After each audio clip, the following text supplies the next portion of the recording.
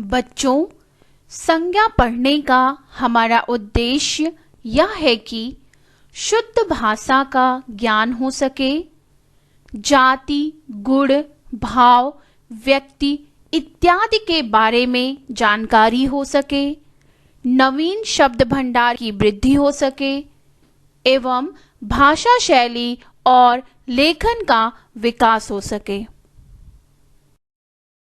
बच्चों, आज हम पढ़ेंगे संज्ञा।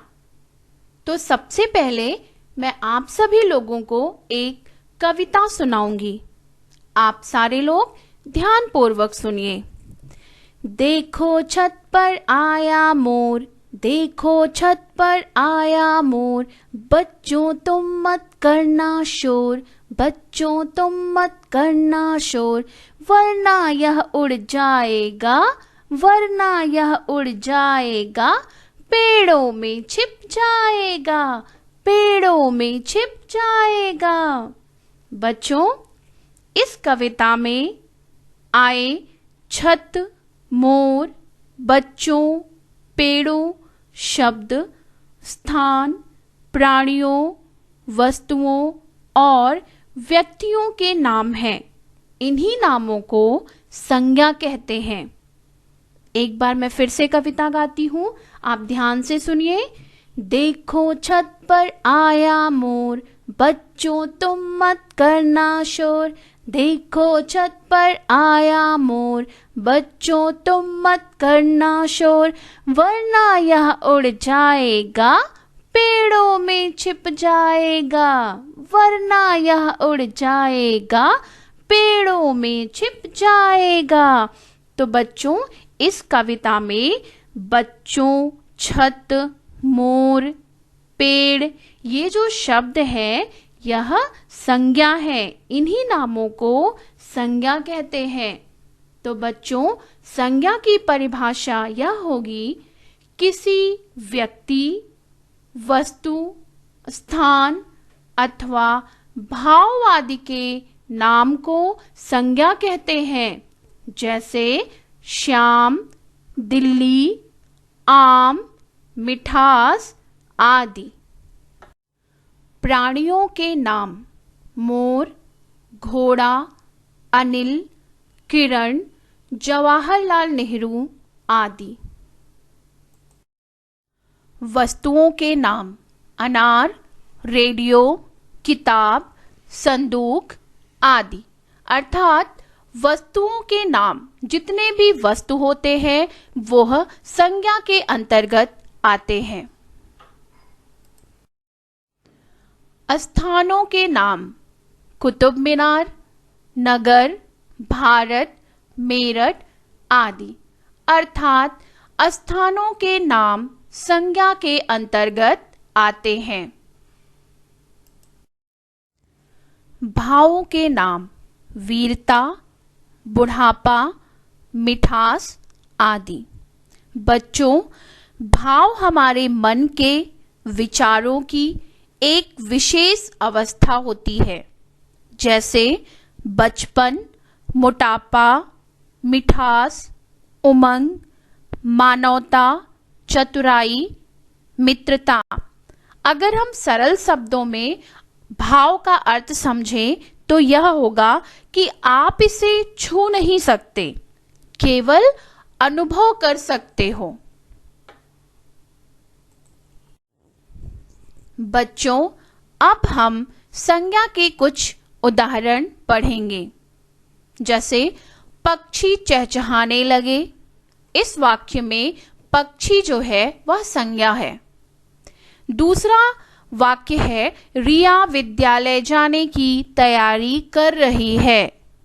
तो रिया यह किसी का नाम है और विद्यालय वह जगह है जहां हम पढ़ने जाते हैं। तो यहाँ पर एक स्थान का नाम है और दूसरा एक व्यक्ति का या प्राणी का। तो रिया और विद्यालय दोनों संज्ञा शब्द हुए। तीसरा वाक्य है सूर्य की रोशनी आ रही है। तो इस वाक्य में सूर्य और रोशनी दोनों ही संज्ञा शब्द हैं। चौथा वाक्य है आशा गीत गाती है। तो आशा और गीत ये दोनों ही संज्ञा शब्द हैं। पांचवा वाक्य है गंगा भारत की सबसे बड़ी नदी है। तो इस वाक्य में गंगा, भारत और नदी तीन संज्ञा शब्द है। छठा वाक्य है मेरा देश महान है। तो इस वाक्य में देश संज्ञा शब्द है। बच्चों, अब हम पढ़ेंगे संज्ञा के भेद। पहला है व्यक्तिवाचक संज्ञा, दूसरा है जातिवाचक संज्ञा और तीसरा है भाववाचक संज्ञा। तो आज हम इन तीन संज्ञा के भेदों के बारे में पढ़ेंगे और इनके बारे में जानकारी हासिल करेंगे। व्यक्तिवाचक संज्ञा, जो शब्द केवल एक व्यक्ति, वस्तु या स्थान का बोध कराते हैं उन शब्दों को व्यक्तिवाचक संज्ञा कहते हैं। जैसे भारत, चीन, किताब, साइकिल, सुरेश, रमेश, महात्मा गांधी आदि। व्यक्तिवाचक संज्ञा के कुछ और उदाहरण हम पढ़ेंगे। जैसे रमेश बाहर खेल रहा है, महेंद्र सिंह धोनी क्रिकेट खेलते हैं, मैं भारत में रहता हूं, महाभारत एक महान ग्रंथ है, अमिताभ बच्चन एक कलाकार हैं।